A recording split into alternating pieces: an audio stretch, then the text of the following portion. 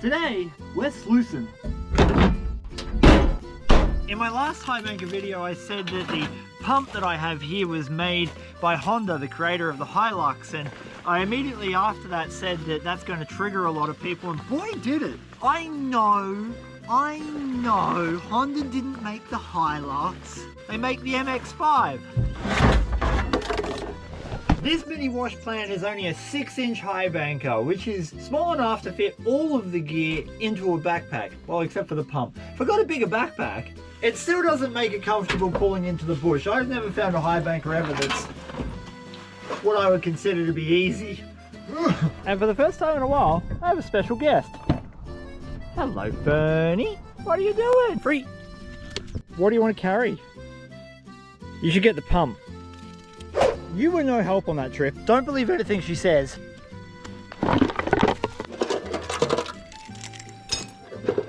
For those of you out there who have fake prosthetic legs, is there like, I know it'd be pretty average, like, you know, I guess most people don't want to lose their leg. But do you guys have like optional extras?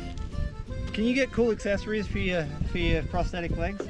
I would hope you would. If you can't, I'm surprised. I'd be very surprised. Yeah, like, probably somewhere around here.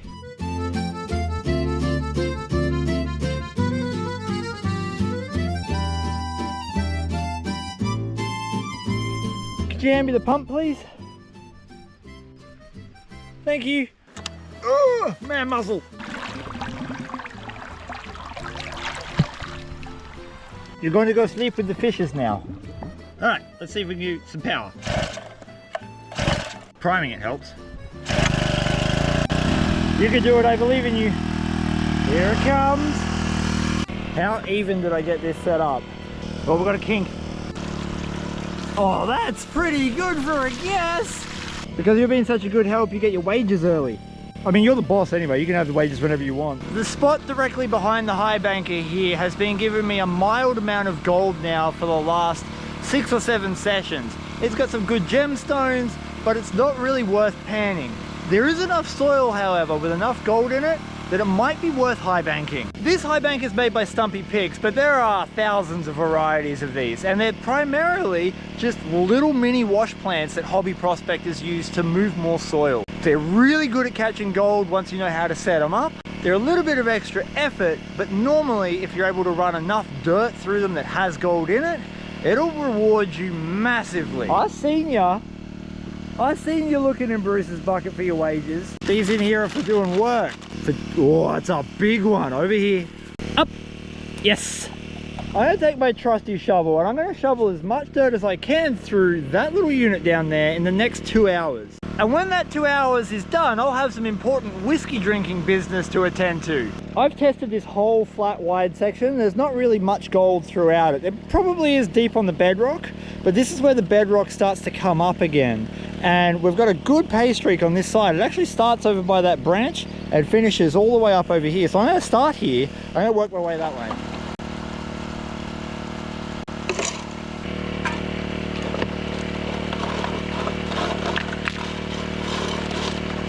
Because there's a mild amount of gold everywhere here, I don't have to be too picky about where I'm digging. But I will do some test pans just to confirm that I am still on the pay streak and I haven't gone into worthless dirt.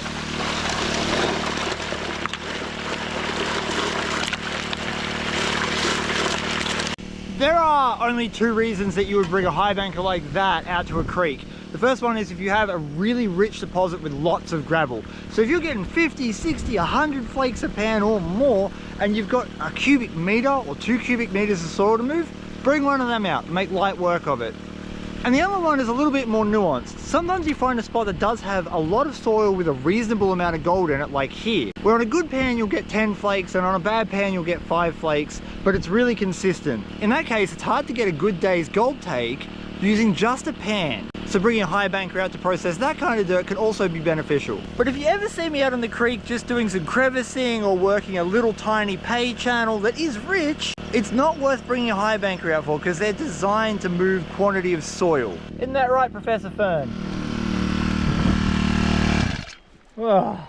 It's always so much of a relief when you turn the noisy bird off. And I've run my first 25 shovels. The best things about this unit is that you can quick disconnect the hose on the front, and then it fully articulates open.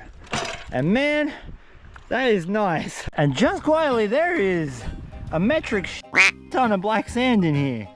Wow. People ask about when to clean a sluice box out. You don't actually need to pretty much all day, as long as your black sands aren't compacted. These are not compacted, so I can keep running. And because I got the Jarvie riffle at the top here, 90% of all my gold is going to be caught under this. This is literally just the just-in-case mat. If you're not running a Jarvie riffle on your Highbaker or your sluice, you should be. You should be. Shame on you for not being. Daddy. Loosen that. Tight. Yeah. Yeah. Yeah. Yeah, increments. I can do 1 pan of gold in about 2.5 minutes, including digging it. Which means, Fernie girl, I can work that much dirt in 2.5 minutes using a pan and a shovel. I can do the same amount of work using a Highbaker in about 10 seconds. So we've improved our efficiency by many. Creek maths. Our creek math sponsor today is Fern and this dead kangaroo. Anyway, it's time to take the wooden flying saucer and just do a quick test pansies. When I'm working with a Highbaker, I always do my test pans not as a full pan, but as a single shovel. So that way, if I get 10 specks per shovel, or whatever the number is, and I do 100 shovels, I know how many specks to kind of expect. At least that's the theory. I only want a couple of flakes per pan. I know it's going to add up because I got the volume of soil. Normally I'm chasing those bonanza days, but you can't have them every day. This is going to be a little bit more of a realistic session.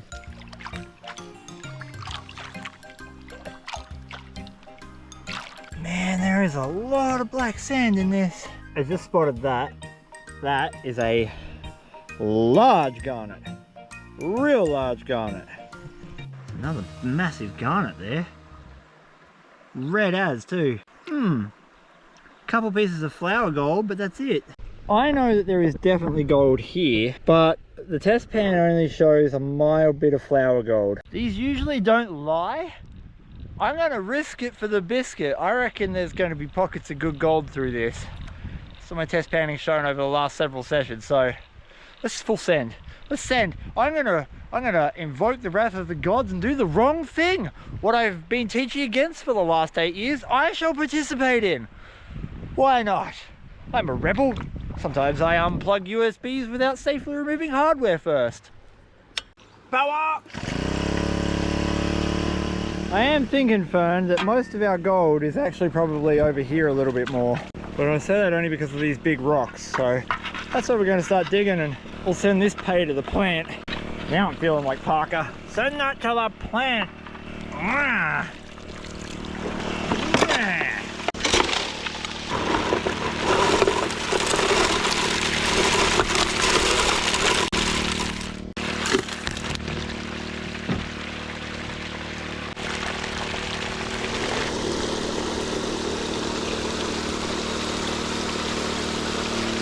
Just going to check the cells for compaction, and I can feel that they're still very fluid.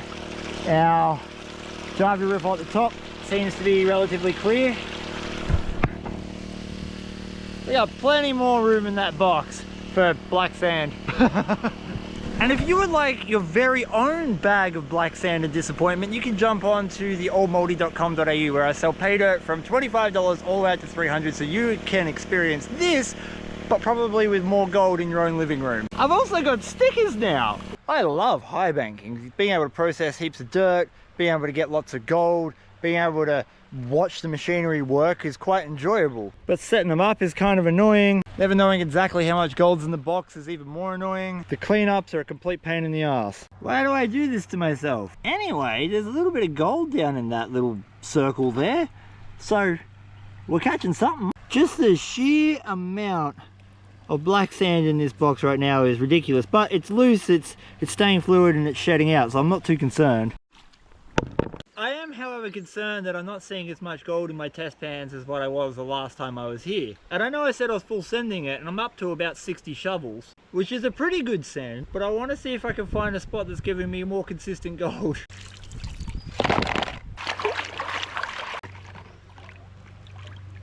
Oh my god, finally. I forgot to mention that Fern is a qualified dogter, not a professor anymore. She has a PhD, but she majored in dogology. And I majored in finally finding where the gold is. So that is about the average pan from where the pay streak is. That is a good spec size and a decent spec count. Not good enough for panning, but definitely for high banking. I knew there was gold here. It just hid away from me. I forgot to move the overburden. I made a real rookie mistake. Anyway, we know where it is now. Get in the sluice box.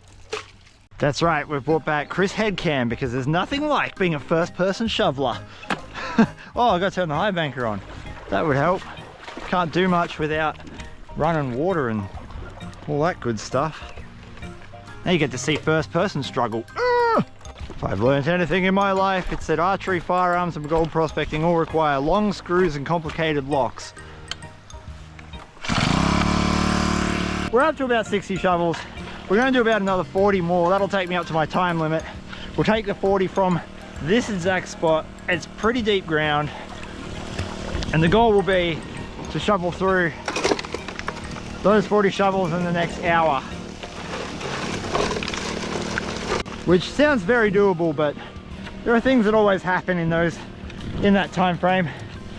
Like having to move big rocks and getting very little on your shovel like that. That doesn't count. Highbaker seems to be leaning that way a little bit. Sometimes you can just cheat. There we go. You can just cheat when you get a pile like that at the back. You can just tilt it. Your sluice box has to be level, otherwise your 6-inch or your 12-inch turns into half that inch, just because it is only using half the run properly. So you got to make sure it's as level as possible. But don't be pedantic. Like if it's a half degree off or something like that, it's not going to make too much of a difference. A 30. Good. Fern's going through a yes. Drop. She's going through a stage of retraining. Not retraining, she hasn't lost anything, but we're tightening up her performance. I need her to stay within a small area of me so I can have her back out on the goldfields. I really want to be able to take her out. And so that just means a lot of extra work. When she is out, I've got to pick and choose the places too. So you should be seeing her more in films coming up. So I can run the sluice box a little bit harder here and process more dirt just because of the soil makeup, right? But you couldn't do that everywhere. It highly depends on what you're running. Like if you need to move flat rocks, so say your sluice box allows rocks that thin to get through, not that wide, but that thin through your grizzly bar, you're going to need to set your box up differently so that you can shed those rocks off and leave some space for your gold. It's not a one size fits all. The old rule of 1 inch of drop per foot of sluice box, so you know, if this is like a 3-foot sluice box, you'd have 3 inches of drop from the back to the front. It's a place to start. But the way to tell if you've got it working properly is to look at your soil inside your box. If you got black sands but they're loose and they shed off but they don't disappear and they don't compact, you're in the golden zone. If you get black sands that compact down and your sluice box fills up, you're not running enough water, or you're not running enough pitch, or both. If you have the opposite problem where nothing stays in your sluice box, it means that you got too much water or too much flow, or both. And so you make an adjustment of one of those things at a time and you see what happens. You periodically test your tailings to make sure that you're not losing excessive gold, and every sluice box loses gold. And the reason for that is, like, you'll put something in here that has some clay on it, or a rock that doesn't get washed off properly, and the rock might fall off this side, or it might roll through the grizzly bars and down the sluice, and the gold never has a chance to settle. Rarely is gold lost once a box is set up properly due to water pressure or the angle of a sluice. It's usually due to not clean rocks. Big wide sections like this are really hard to track gold through. Usually there's good gold deep on the bottom. I haven't been able to find anything out there. But coming up this side, the bedrock comes up, and obviously during flood it's pushing all that dirt, so it must be concentrating it across here. Now I thought there was just a good line of gold coming through here, and there was. I've worked this for several sessions, like I said, and there was a trench here that was really obvious. There's a bedrock dip and it was full of sand. on the bottom, that sand was actually pretty rich. It was pretty good, like 15 or 20 nice sized flakes. I would be lying to you if I didn't tell you that I have significantly cut into my whiskey drinking time to process more dirt.